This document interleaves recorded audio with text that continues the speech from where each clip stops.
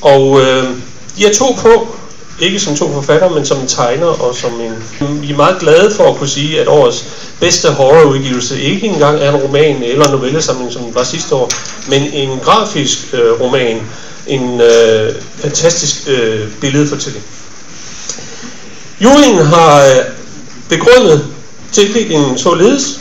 Vi finder, at Made Flesh er en særdeles vellykket udgivelse, der er drevet af det visuelle, såvel som historien. Der er tale om et helstøbt værk, hvor ikke mindst billedsidens farver og fortællingen supplerer og forstærker hinanden, og skaber et skræmmende værk værdigt til årets horrorpris. Så det er begrundelsen for, at Tom og Lars, hvis I søger på heroppe, får årets horrorpris. Stort tillykke til jer.